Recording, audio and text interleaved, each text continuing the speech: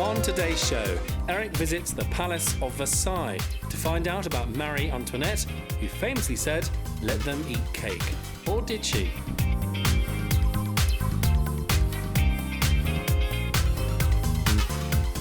From a royal queen to a royal cake, it's the king's cake. And keeping with the theme of royalty, a cake that Carême used to create using the leftover royal icing, the matches cake.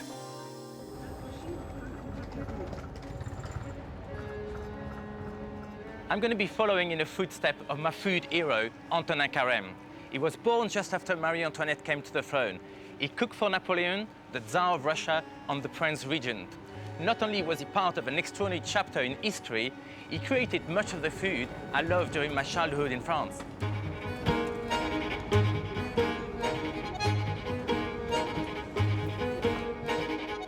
We associate the French with always having a sophisticated cuisine that they jealously guard. But the France of Carême's childhood in Paris was very different. He was born in 1783, right at the beginning of the 10 most tumultuous years in French history that were to culminate in Revolution.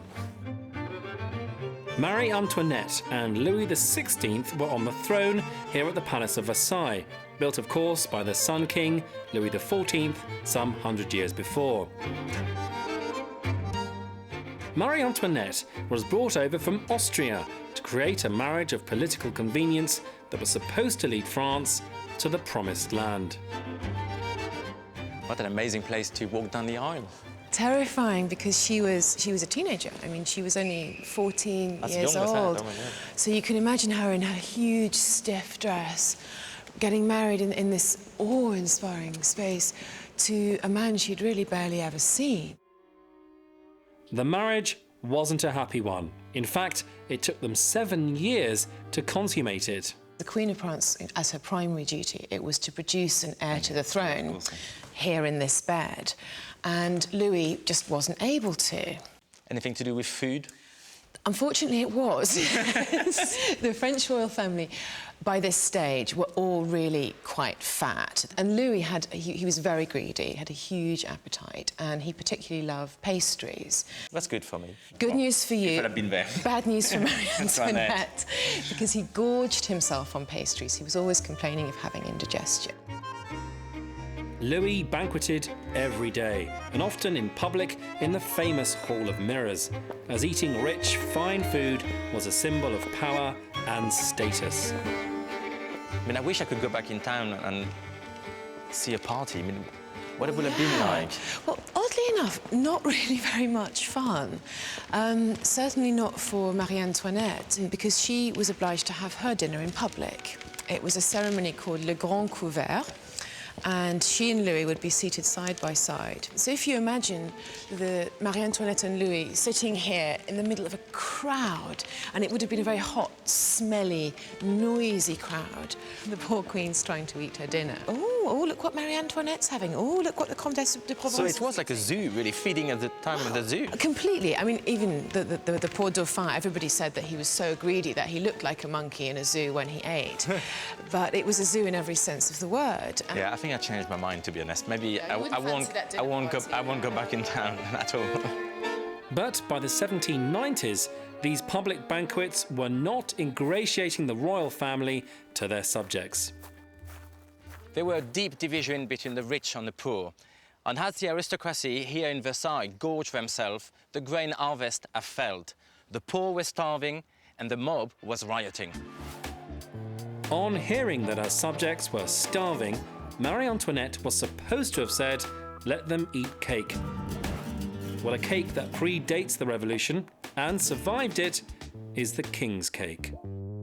Since medieval time, the 12th night has always been a big celebration in France, and they always celebrated with a cake, actually called the king's cakes. It's been the same recipe for years and years, and still today, huge celebration all over France at this time of the year in January. So the ingredients for our recipe is based around puff pastry on a rich almond cream perfumed with dark rum. Place the ground almonds, sugar, butter, and eggs in a bowl. Whisk thoroughly.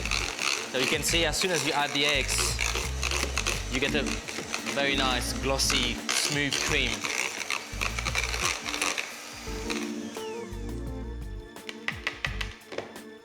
just going to add a few tablespoons of dark rum.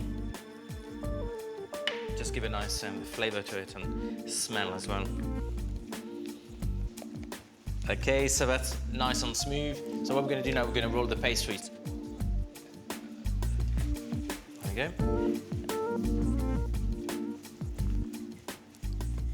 And remember, when you roll the puff pastry, don't push it down, just roll it gently. So it's quite interesting to see how that recipe survived all these years. It even survived the revolutions. You can imagine any word with the word king inside wasn't very popular. So what they did, instead to lose the recipe, they just changed the name and they call it the tarte de l'égalité, meaning the equality cakes. Place a ring on your pastry and pour half an inch of the almond mix. If you put too much, there's a big chance it's going to leak. The next stage is to seal your cake. Egg wash the edges of the base layer. I'm just going to brush it slightly on the edge of my pastry here. Then cover with another sheet of pastry and gently push the two sheets together. Once this is done, you are ready to turn this simple pastry into the king of French cakes.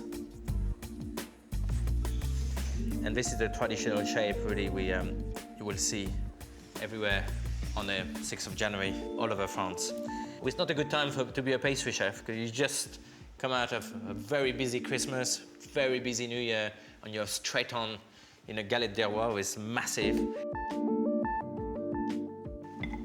Right, so now we're just going to do the pretty bit. I'm going to egg wash the top of our pie. That's to give a nice golden color. That's the traditional way to decorate it, is with a very sharp knife. You cut halfway through the pastry. You don't want it to do a hole in a pastry, because again, the cream will come out from it. So you start from the center and you just mark it. And just go all around.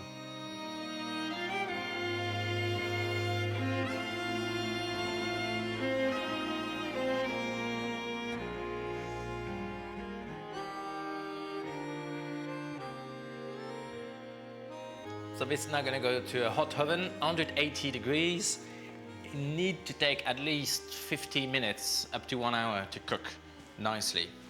Keep an eye on it, but we want it nice and golden brown.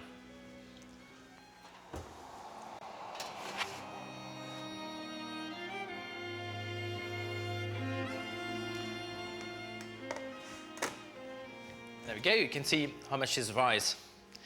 So the final touch, to give it a good shine, I got some sugar syrup here. It's always a pleasure to pull out something like this out of the oven, you know, nice and risen. Quite a success, really, we have to say. A recipe who survived the revolution, la Galette des Rois.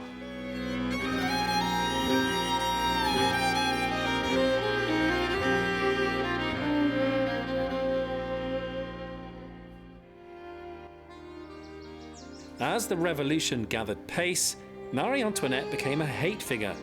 Not helped by the PR disaster of Let Them Eat Cake, she hid out at her homestead near Versailles. This place, the Amour, which for Marie Antoinette was her retreat, was turned against her and manipulated as part of the anti-Bourbon So it was like an propaganda. anti-PR thing. Yes, just like the line she never said, because I'm afraid she never did say, "Let them eat cake." Qu'il mange brioche. Qu'il mange la brioche. Completely untrue, no. It was a sort of Bourbon family joke, this remark, and it was attributed to various queens as far back as the 17th century. Marie Antoinette never said it. But actually, looking at this place, I'm really rather glad she didn't, because she had a lot of sympathy with the poor. Marie Antoinette wanted to live a simpler life, devoid of all the excess that was causing all the resentment. The point of this place was that Marie Antoinette desperately wanted to escape from this very rigid, suffocating etiquette which dominated life at Versailles. But I think there's also an interesting connection with what Carême was trying to do after the revolution. Yeah, of course. I mean, he tried to simplify the food, you know, Yeah. and probably concentrate more on, you know, simple food, who tasted better. Which might have been quite shocking for rich people, that they were eating food that they considered maybe fit for peasants. For peasants, yeah. So I think they're probably linked between the two. Well, there's a very strong link, obviously, because Carême was named for Marie Antoinette because he was born the year that Marie, she... and he was called Marie Antoine Antoine. Carême. He changed it, yeah. As Carême's life was beginning, the life of his namesake, Marie Antoinette, was coming to a rather violent end. The storming of the Bastille in 1789 began the revolutions.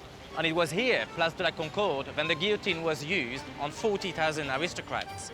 As the revolution went on, the family murdered were from all walks of life.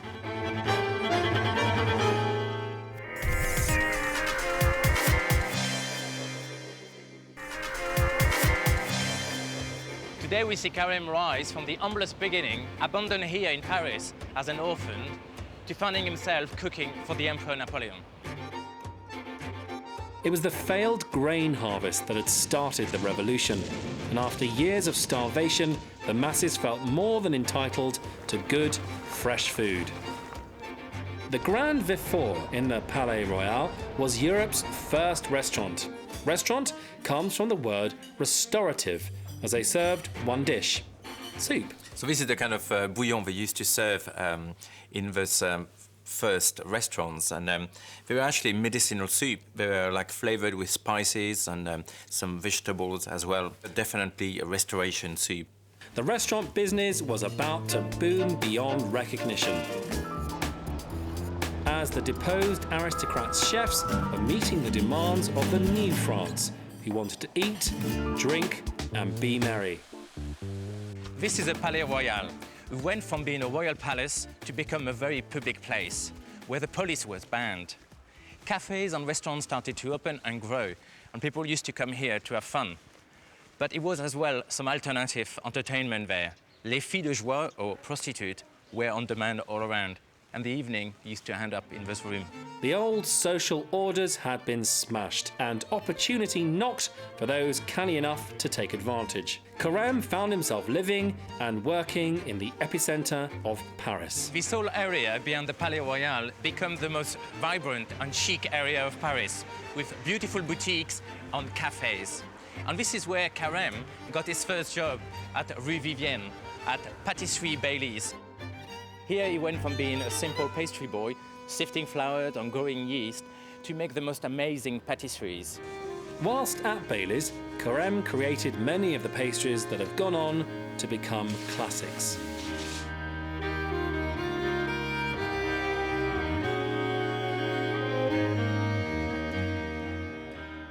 When he used to make his amazing centerpiece, he always had a lot of leftovers of royal icing. So he thought, let's create something with it, instead of just throw it away. And that's what he did. He created the Alouettes, or matches cake, and that's what we're going to do now. Okay, so to start our Alouettes, we need a sheet of puff pastry, and the other main ingredient is the royal icing. I'm not like Carême, I haven't got any leftovers, so I'm going to have to make my own. Mix icing sugar on egg whites. Okay, and just before I finish the royal icing, I'm going to add a bit of lemon juice to it. The acidity of the lemon juice is going to cook the egg whites, and it's going to give you some nice, beautifully white royal icing. So I'm just going to put that on top of our puff pastry, and with the palette knife, I'm just going to gently spray on the top.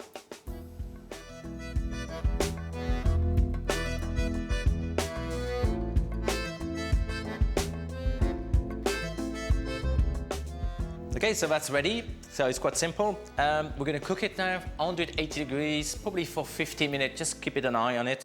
And so in the oven. Okay, so the next step now is to make the crème mousseline. Actually, very similar to a crème pâtissière. The only difference is got more sugar, a bit more yolks, and whipped up with some butter. I'm going to mix some egg yolk with some caster sugar. I'm just going to whisk them together.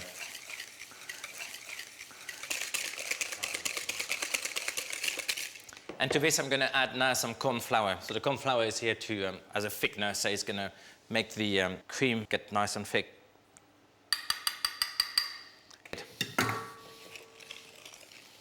So it's quite a tough mix to work out on a whisk, but as soon as we put the milk in, it will be fine.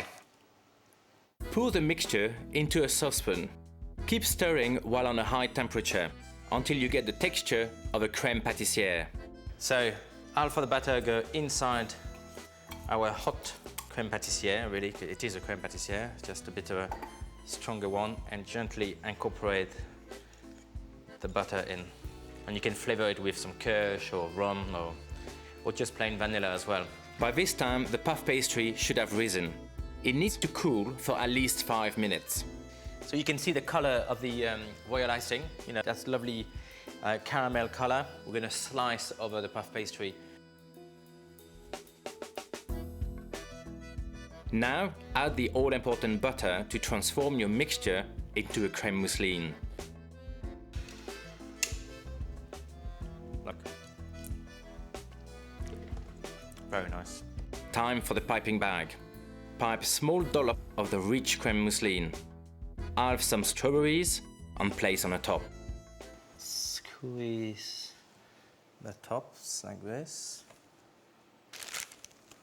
Just a little blob of cream. There we go. And for the finish touch, a little bit of icing sugar. That's the exciting thing about patisseries. You can take a recipe over 200 years old and you can just twist it around a little bit with some different cream and you get a beautiful dessert. It's definitely my Alouette inspired by Carême.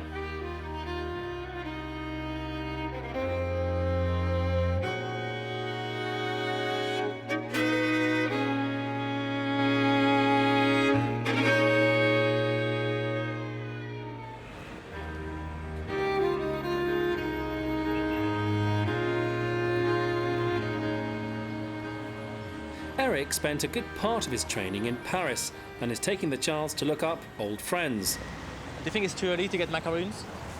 It's never too early for macaroons. The food writer and artist Elise Colette has organised something of a reunion, inviting mutual friends over for dinner. And Eric has plans for the theme. So you bought all this food, but you didn't buy a cake. You only took a pastry chef home. I've been clever on it. You've been very clever on that. But maybe I've been clever as well because I got an assistant now. We're going to serve them cupcakes. All right. But not just some cupcakes. As we're talking about Carême and Napoleon and revolutions, we're going to make some Revolution Cupcakes. All right. First up, the sponge. So to start, you're going to mix for me a bit of pure vanilla extract with the pure cocoa powder. In a mixer here, I got some soft butter and I'm going to cream it with some caster sugar. Add the sugar, milk and cocoa. Mix and then gently fold in the eggs and the flour in equal measure. It's beautiful to see you taking your time. But you have to take your time, you know, you have to be, you can't be impatient. Are you? I am very patient. Really? You can see my nose. Pinocchio, yeah? Combine white wine vinegar and baking powder, which reacts. And that's going to help our cupcake to rise even higher. When it's thick and glossy, it's ready to pipe.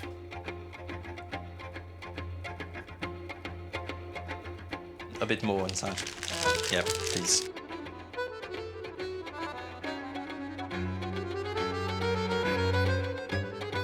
It has been made with good ingredients and love. Exactly. We can't go wrong. They go in a medium oven for 15 minutes. Meanwhile, you make the frosting.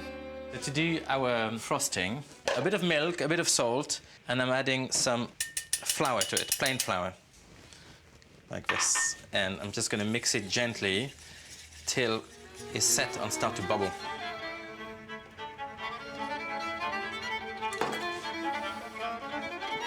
Can't eat yet, but you can eat this one. Try.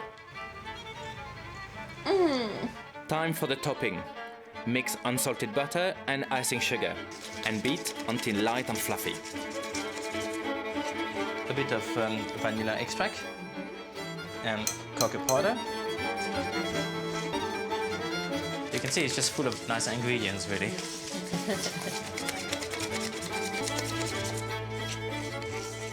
And finally, I got some melted chocolate. And again, it's a good quality dark chocolate. Once the chocolate is mixed in, add the frosting. Just, again, mix it very well. And you can see it's starting to change texture. And we're going to put that in the fridge after that to set, probably for a good hour, so we can pipe it. And make another batch this time, no cocoa powder, and with white chocolates. Then pipe both toppings, but decoration-wise, we only just began. Let me show you the final touch. The final touch. Okay. We're doing the Revolution. This is little print made on sugar. This is Louis XVI and Marie Antoinette. Marie Antoinette together. It's lovely what you have done.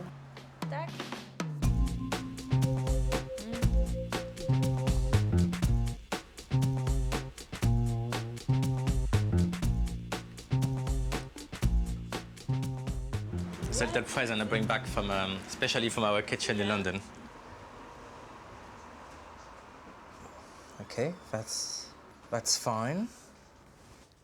The Queen of France, who love a pastry. For Marie Antoinette. maybe we do her in chocolates. Blamed at the time of the Revolution for misreading the national mood, the Queen, who lost her husband, her children, and eventually her life, has now been forgiven. It's adorable. Really, really, really.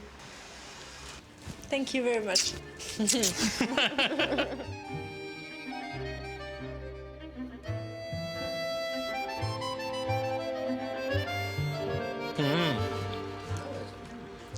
Elise, thank you so much for a fantastic day. To cook with you was just amazing, so look at the results. Do it again whenever you want.